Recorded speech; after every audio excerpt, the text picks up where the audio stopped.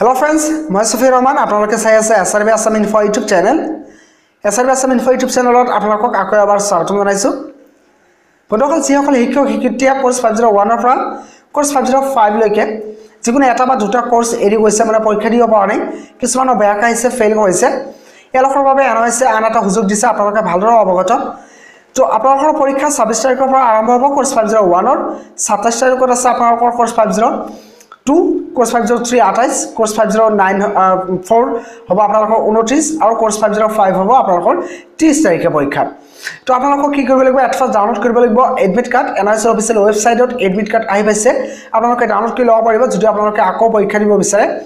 তো এটফাষ্ট কি কৰিব লাগিব আপোনালোকক এনআইএস অফিচিয়েল ৱেবছাইটত লগইন কৰিব লাগিব তাৰ পিছত আপোনালোকে যেতিয়া অকমান স্ক্ৰল ডাউন কৰিব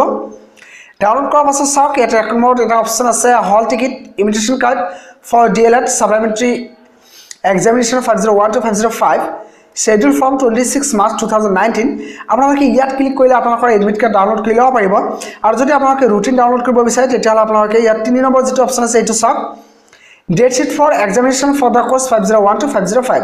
আপোনালোকে ইয়াত ডাউনলোড কৰিলে ৰুটিন ডাউনলোড কৰি ল'ব পাৰিব ইয়াত ক্লিক কৰিলে আৰু এক নম্বৰত ক্লিক কৰিলে আপোনালোকে এডমিট কাৰ্ড ডাউনলোড কৰি ল'ব পাৰিব তো মই এক নম্বৰত ক্লিক কৰি আপোনালোকক দেখুৱাই দি আছো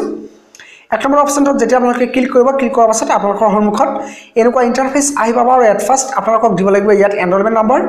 তাৰ পাছত আপোনালোকে দিব ইয়াত আপোনাৰ ডেট অফ বাৰ্থ তাৰ পাছত কি কৰিব হফলে থকা সাবমিট বাটনটোত ক্লিক কৰি দিব আৰু ইয়াত ক্লিক কৰাৰ পাছত আপোনালোকে আপোনালোকৰ এডমিট কাৰ্ড ডাউনলোড কৰি ল'ব পাৰিব তো বন্ধুসকল আপোনালোকে এডমিট কাৰ্ড ডাউনলোড কৰি লওক আৰু ভালদৰে পৰীক্ষা দিয়ক যাতে আপোনালোকৰ আকৌ বেক নাহে বা আপোনালোকে ফেইল নকৰে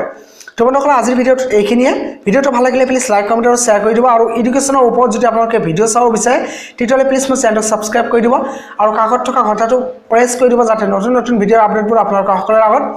বিনামূলীয়াকৈ পাই থাকে ভিডিওটো চোৱাৰ বাবে আপোনালোকক অশেষ ধন্যবাদ জ্ঞাপন কৰিছো বন্ধুসকল